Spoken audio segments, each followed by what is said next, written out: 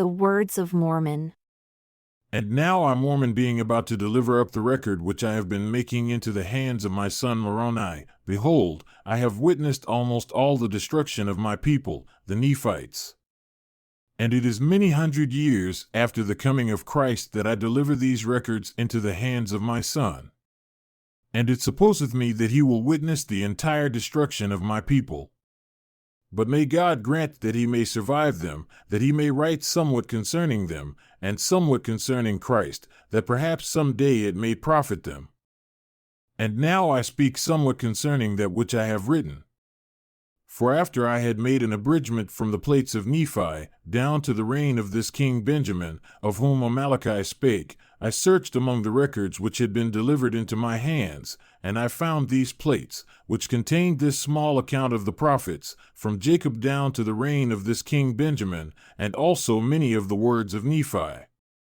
And the things which are upon these plates pleasing me because of the prophecies of the coming of Christ, and my fathers knowing that many of them have been fulfilled, yea, and I also know that as many things as have been prophesied concerning us down to this day have been fulfilled, and as many as go beyond this day must surely come to pass. Wherefore I chose these things, to finish my record upon them, which remainder of my record I shall take from the plates of Nephi.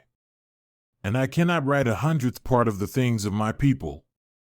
But behold, I shall take these plates, which contain these prophesyings and revelations, and put them with the remainder of my record, for they are choice unto me, and I know they will be choice unto my brethren.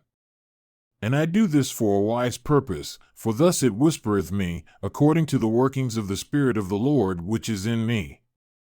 And now I do not know all things, but the Lord knoweth all things which are to come, wherefore he worketh in me to do according to his will. And my prayer to God is concerning my brethren, that they may once again come to the knowledge of God, yea, the redemption of Christ, that they may once again be a delightsome people. And now I, Mormon, proceed to finish out my record, which I take from the plates of Nephi, and I make it according to the knowledge and the understanding which God has given me. Wherefore it came to pass that after Amaleki had delivered up these plates into the hands of King Benjamin, he took them and put them with the other plates, which contained records which had been handed down by the kings, from generation to generation, until the days of King Benjamin.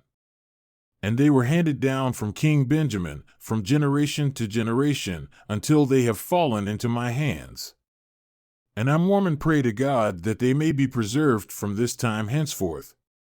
And I know that they will be preserved, for there are great things written upon them, out of which my people and their brethren shall be judged at the great and last day, according to the word of God which is written. And now concerning this king Benjamin, he had somewhat contentions among his own people. And it came to pass also that the armies of the Lamanites came down out of the land of Nephi to battle against his people. But behold, King Benjamin gathered together his armies, and he did stand against them. And he did fight with the strength of his own arm, with the sword of Laban, and in the strength of the Lord they did contend against their enemies until they had slain many thousands of the Lamanites. And it came to pass that they did contend against the Lamanites until they had driven them out of all the lands of their inheritance. And it came to pass that after there had been false Christs, and their mouths had been shut, and they punished according to their crimes, and after there had been false prophets, and false preachers and teachers among the people, and all these having been punished according to their crimes. And after there having been much contentions and many dissensions away unto the Lamanites, behold, it came to pass that King Benjamin, with the assistance of the holy prophets who were among his people, for behold, King Benjamin was a holy man, and he did reign over his people in righteousness.